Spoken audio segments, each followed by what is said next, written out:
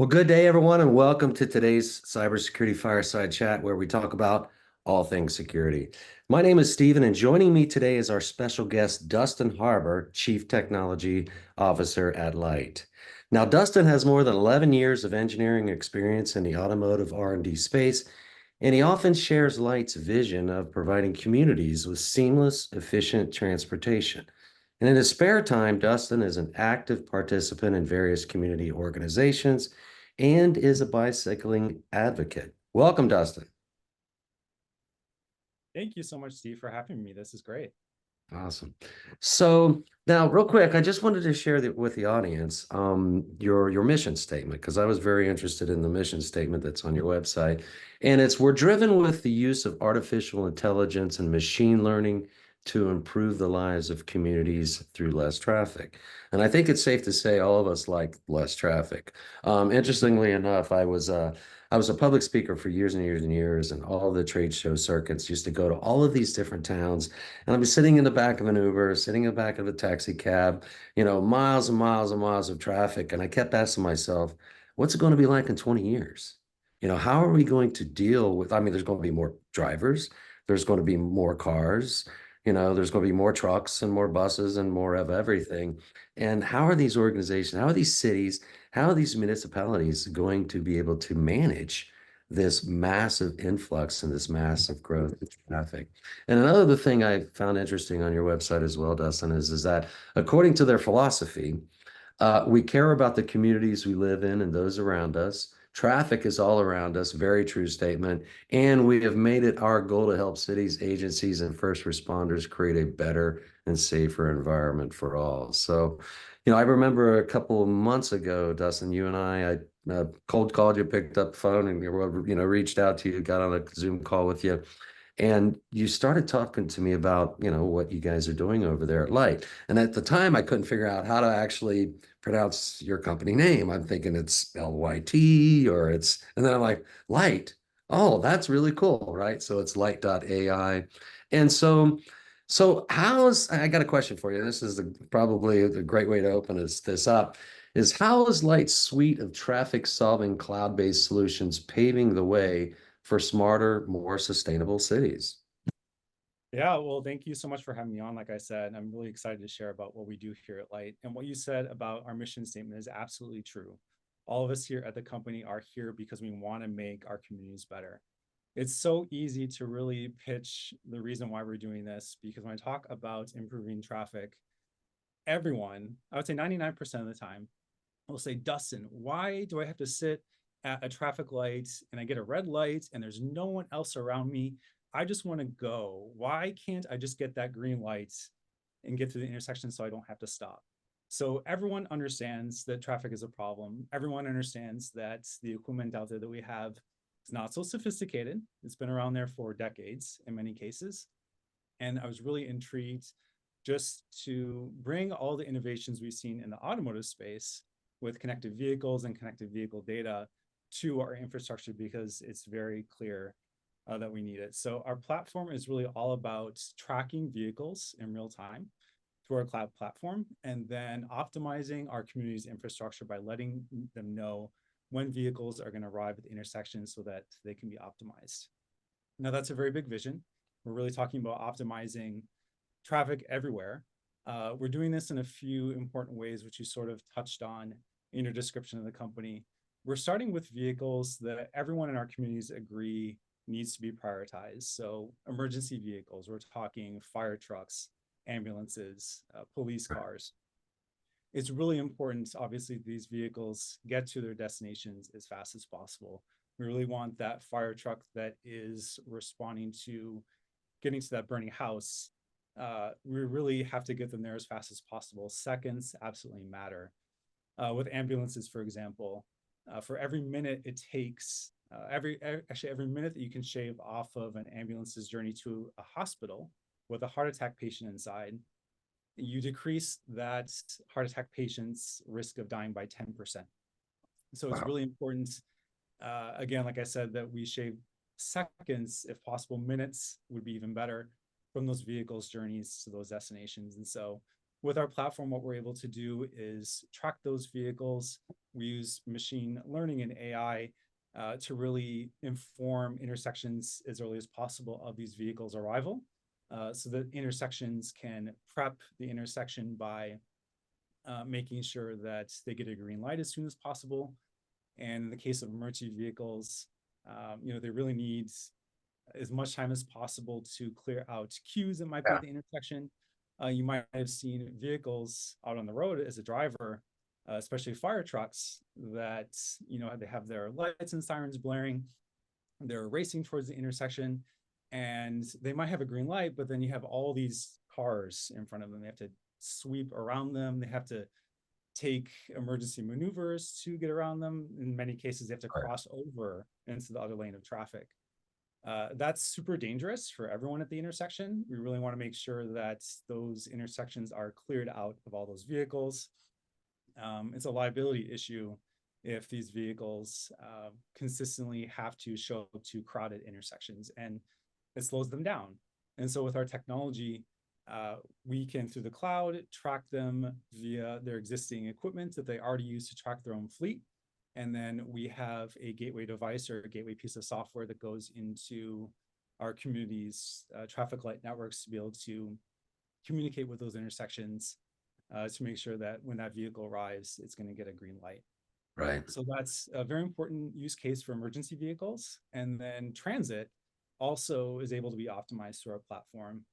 And that's really interesting because with transit, you have these vehicles running all day, every day, on their fixed routes. And many times they're slowed down because, they're in traffic like everybody else. And there's so many ways that we can optimize their journeys. So we use machine learning to basically collect a lot of data of these vehicles serving their routes all day, every day. And we build sophisticated machine learning models to be able to predict in seconds how long it's going to take to get them from intersection to intersection on their journey. And so this incorporates things like how long they have to spend at bus stops from intersection to intersection, captures traffic patterns that occur at certain times of day. And those estimated time of arrivals we're able to send down through our cloud platform directly to the intersection. And then the intersection has firmware on it to be able to accept that ETA. And it'll make slight modifications to the timing of that light so that when the bus arrives, it's going to get a green light, not too early, not too late, and not in a way that's disruptive to everyone else using that infrastructure crossing through that intersection. So it's really a win-win scenario. The bus gets a green light, and then everyone else, isn't sacrificed. They still get their normal green time as well. And this approach is really powerful, particularly because the old way of doing this involved a lot of equipment. You had to put equipment on vehicles, in particular infrared emitters, and then you had to put infrared receivers on the signal mast arm. And it was pretty much line of sight based and no different than the technology in your remote to control your TV. So a vehicle will show up to an intersection. That receiver would get that infrared pulse from the vehicle. It would say, "Hey, this vehicle is here. Let me get a green light," and then it would hopefully get through the intersection without too much delay. The problem is that line of sight technology is not activated early enough for the vehicle to really pass through without being bogged down by traffic. And especially with transit, if you have a near side stop, for example, that line of sight technology isn't going to work very well because when the bus arrives at the intersection doesn't know that it needs to spend a lot of time potentially serving that bus stop. So that technology would give it a green light, and the bus is just sitting there because it has to let passengers on and off, and it holds up the rest of traffic. So with our ML-based approach, by sending ETAs, we're able to incorporate the time spent at stops. And when that traffic light gets an ETA, the vehicle might actually be at the intersection, but we might have incorporated, hopefully we'll have incorporated the time spent to serve that near side stop. So the bus is going to be sitting there. The traffic lights will not be giving it a green until the ETA hits 0. And that will incorporate the time that needs to spend serving that near side stop. So that's where really our transit product shines. is incorporating all of the things that transit vehicles encounter. It's just part of serving their routes. And Any work with school buses? I mean, you're kind of talking about this like the city, the city transportation, but any work that you guys or folks are doing with around the school buses? Because obviously there's lots of school buses on the roads at certain times of the day. yes, they're common vehicles found all throughout the US. We don't have any deployments yet. We definitely have the ability to apply our technology to those Right. vehicles. Also, paratransit is something that we're looking at. We also have deployments for snowplows. So if you think about the time spent at red lights for snowplows, think of a heavy storm with lots of snow. They need to make multiple runs every day, and they're just wasting time sitting at red lights. And so with our technology, we're again able to give them a green light. They're able to do their route so much faster, and it saves operational time. It saves a lot of fuel as well. Yeah, I And the remember. I remember growing up in Ohio. We used to always try to get behind the plow, right? So as the plow was pushing, we had a line of cars going behind it because it was the clean lane, right? It was the lane you wanted to be in. So interesting.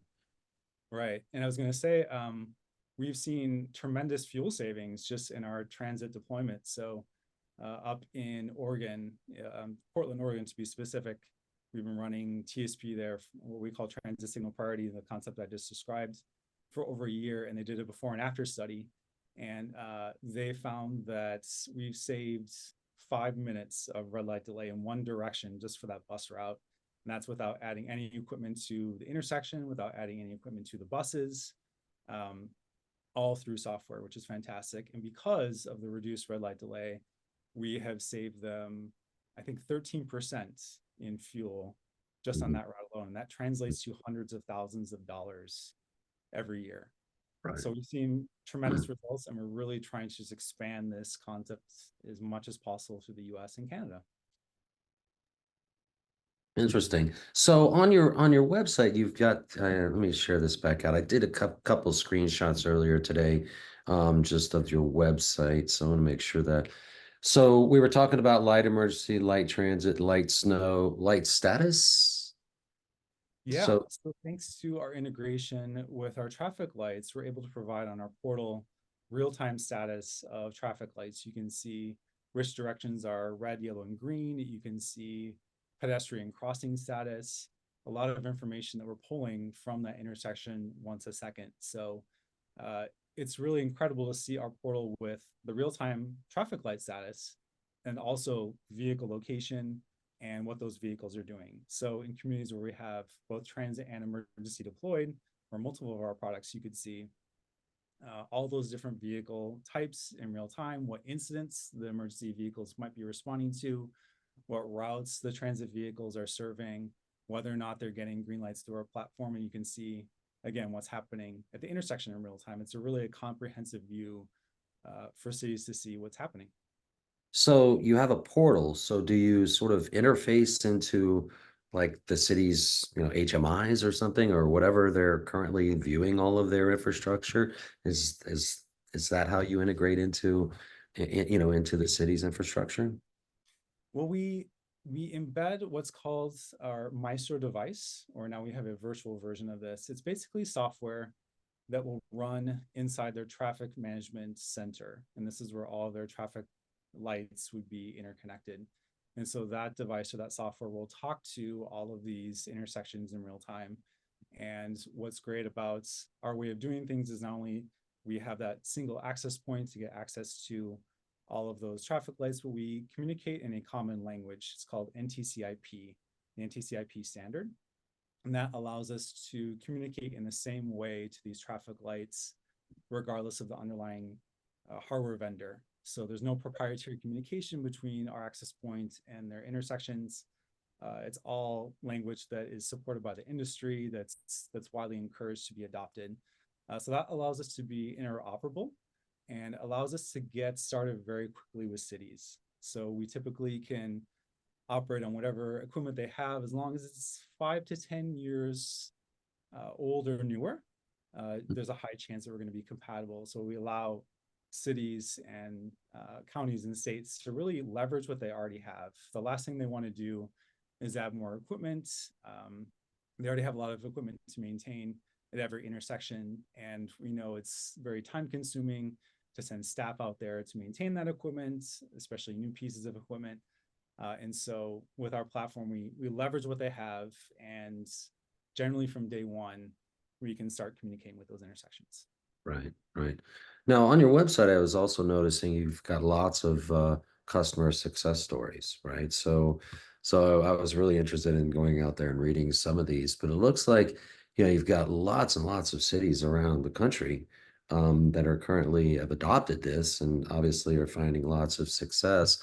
And I'm thinking there has to be just a tremendous interest from other cities out there that either are thinking about implementing something like this or learning more about it. So I'm guessing lots of attention into your technology. Yeah, we're really happy with the deployments we've had so far. We've gotten great feedback from our customers, and we're trying to spread the word as much as we can, especially for communities that don't know that this technology exists. Because the old way of doing things has been with hardware. I think there isn't knowledge out there that you actually don't need to add all this hardware.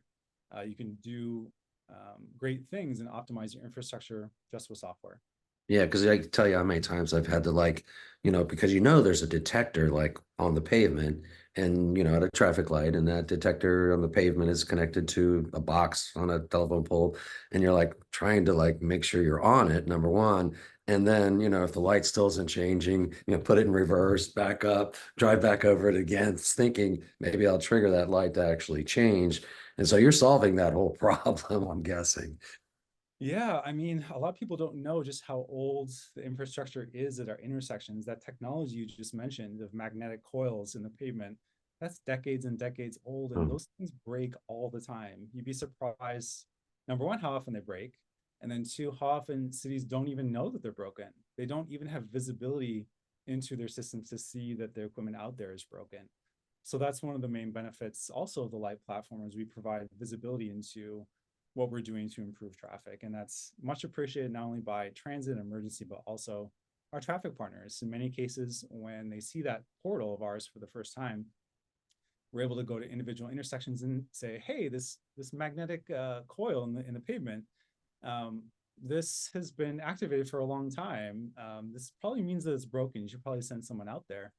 And they're like, yeah, that data looks strange. We should probably send someone out there. And sure enough, they're able to determine that it's broken and add to the list of things to replace. And so it's already been a tremendous tool in the communities that we've deployed this in, just to show them visibility into how things work or how things are not working. How things can work, right? Yes. Because I see it so many times, where, there's a whole bunch of cars in the left turn lane and the light is just fixed. It's timed. It's not making any adjustment for the number of cars. And so you see those last few cars trying to race through that yellow and then it changes to red. And it's like it's a total safety concern as well. And there's technology out there today that can solve these issues. Yeah, and that's the great thing about it's really harnessing all this data out there. The example you just mentioned shows really how limited of visibilities intersections have into what's happened or about to happen. Those loops that are in the ground to detect cars, it's really just the car right in front of the intersection. It doesn't typically measure a queue of cars waiting. You might have some cities that will have camera-based detection, so that zone will go a little bit further back. But really, the power of the Light platform, especially for transit, is we're telling these intersections minutes in advance that these vehicles are going to get there. And when you give them minutes of time to prep, you can have your cake and eat it too. You can get that bus, that green light, and then not disrupt traffic for everybody else. Yeah. So I know we're here to talk about cybersecurity, but I just find your technology so interesting. I could talk about it for forever. So, a question, what are some of the issues you think smart cities are facing today from both a cybersecurity and operational perspective? I mean, obviously, when you looked at cities like, I hate to mention it, but the city of Dallas, big ransomware attack, took down lots of infrastructure, 911 call centers, the courts were closed, place to buy your license plates or register your vehicle or get your driver's license, all closed. So obviously, cybersecurity is a major concern, especially in the context of smart technology like the ones like the technology that you're offering company or cities today. Yeah, that's a great question. I do want to point out that in the case of traffic lights, there's a lot of physical safeguards that are in place. So I Mhm. get asked about the movie Italian Job a lot. I don't know if you've Right, seen right, right. 2003. I mean, there's some scenes in there of hackers, getting into the traffic light network and making opposing directions of traffic have green lights at the same time and causing car crashes. And I want to assure everyone watching that that is not possible thanks to something It's called Hollywood. there's a physical piece of hardware at that intersection that'll prevent phases that should not have green lights at the same time from ever activating at the same time. And I think in terms of cybersecurity challenges that cities face, I would say there's a lot of disorganization in some of our traffic partners where the people procuring the technology don't talk to the security side of things, or they don't really know what questions to ask smart city technology vendors. Right, And I've seen this in a couple of ways where we'll apply for an RFP to really apply to sell our technology, and then we'll get security requirements from some other departments right. after we won the RFP. So it's clear that the people who want the technology aren't talking to the people responsible for maintaining infrastructure. And I think as a result, also in some cases, they're not asking the right questions from cybersecurity vendors. Or I'm sorry, smart city vendors.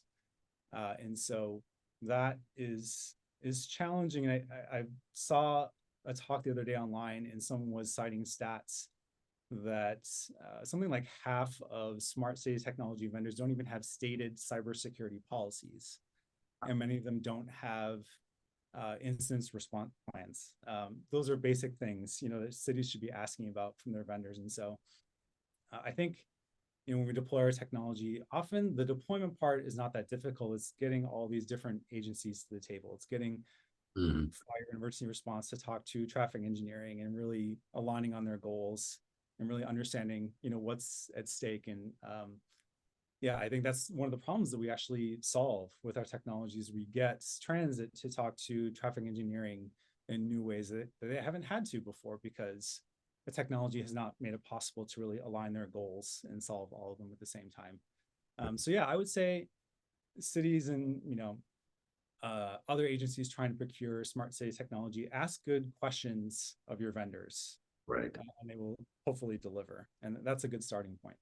Yeah. So, I mean, Light, you're obviously, a customer of Horizon 3, and curious, I mean, why did you select, Node Zero as part of your sort of cybersecurity program of protecting your own infrastructure? What was the driving factor behind that? So we heard about Horizon 3 from our investor network about 3 years ago.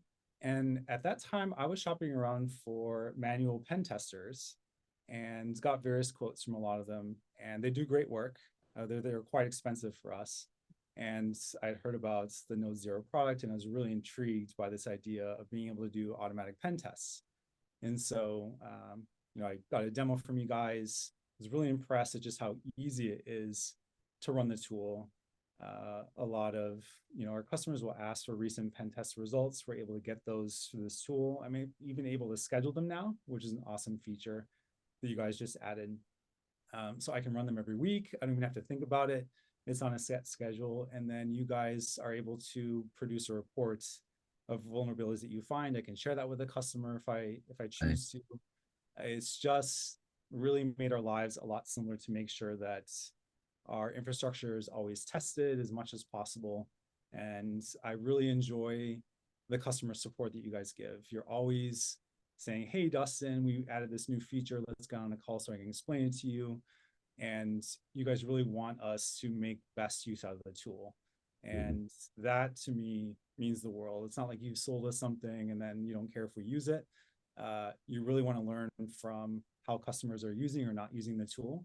And I can tell that you're iterating very fast, and I appreciate that a lot. Yeah, so I mean, now that you've got it, Node Zero, what was it like your first observation when you used it? Was, I mean, just were you amazed? Were you shocked? Did you see things that you were hoping not to see, or was everything what you had expected?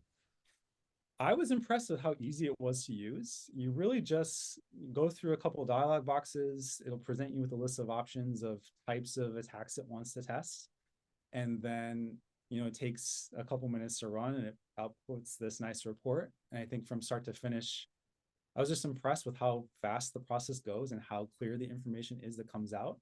And I have to say, the results were better than I thought. I'm sort of a pessimist in some ways, or I always think about, are there any vulnerabilities that we're not thinking of? I don't think I'd be a good CTO unless I was kept up all night thinking about security. Um, and so when I see pleasant results from a tool like yours, it does help me sleep a little bit better. So yeah, very impressive tool, and I'm really excited to use it more and more as you guys add more features and evolve it. Would it be something that you would recommend, like what organizations in your line of business, other organizations? Absolutely. Yeah. Yes, absolutely. Anyone working on smart cities technology should definitely be doing penetration tests if you're not already. And this tool is just a very easy way to get that done, very automated and very comprehensive as well. So we're really happy with it. Yeah, because I mean, I'm thinking you're probably not like using it to, scan your own office infrastructure. I'm guessing you're, scanning or testing other infrastructures that you folks are currently using. Yeah, we're big fans of the external pen test tool, really probing all parts of our infrastructure to make sure that it can't be attacked since we're, a cloud-based product. And that I think took a little bit of time for you guys to develop your primarily internal pen test tool for a while. And then I said, hey, let's get the external part going as well, because we really be interested in that. And you guys responded very quickly. You got that tool rolled out, and we used it, and I loved it right off the bat. Yeah, so I know, just not a spoiler alert, but we're adding lots and lots more capabilities into the cloud perspective of Node Zero, right? And so that's, it's just a request from our customers. That's obviously where we see everybody going is, migrating to the cloud and adding more and more capabilities, more functionalities, more testing modules and operations into the cloud world. So that is definitely coming, and probably see some of that being sprinkled throughout the summer. So, um, well, I mean, in the context of our relationship with the company, it sounds like things have been going fantastic. It sounds like we're actually, preemptively reaching out to you occasionally. You're obviously providing feedback into our own product, taking that into development, and basically giving what customers are looking for. And as a matter of fact, we actually just recently released our rapid response capabilities on the product. And it's really about, because a lot of organizations are very challenged today with, hey, there's another software vulnerability that's been announced and a third-party piece of software.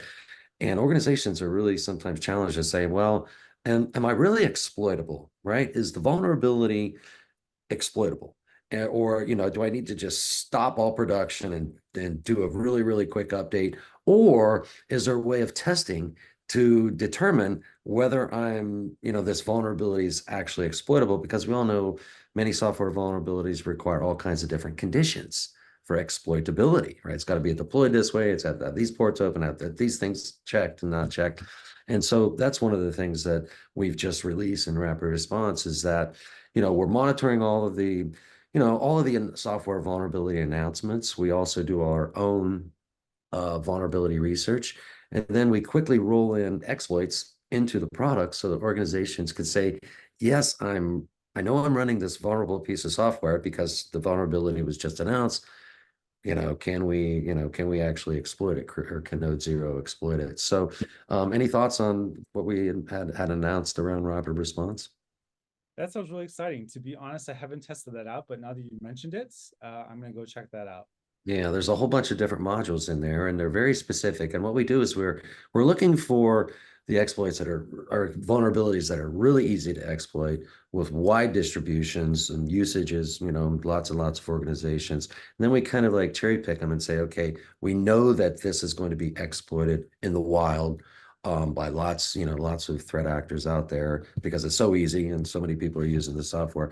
So it really gives you an approach of quickly determine, am I exploitable or not? Plus, we're also notifying our customers ahead of time and saying, hey, we have monitored, we have seen that you may be vulnerable to this. And so, we're kind of reaching out to our customers and saying, hey, here's some advice on the steps you should take. So I know we're just at the bottom of the hour, and I wanted to give, many thanks, obviously, to you, Dustin, for joining us today. And as always, many thanks to our listening audience. And so if you want to reach out to Light, and looked on your website, and you offer a free demo, and so that's LYT.ai. So any of the listeners can go out there and request a demo. And then if you have any questions for us here at Horizon 3, don't hesitate to send us an email at info@Horizon3.ai. And then if you'd like to sign up for a free trial of Node Zero, you can do that on our website as well. So any final thoughts, Dustin, that you'd like to share with the audience? No, I really appreciate you having me on. It's been great to chat about what we do at Light and give our listeners insight into how great your tools are. So thanks so All much for right. having me. All right, awesome. Well, take care, everyone, and enjoy the rest of your day.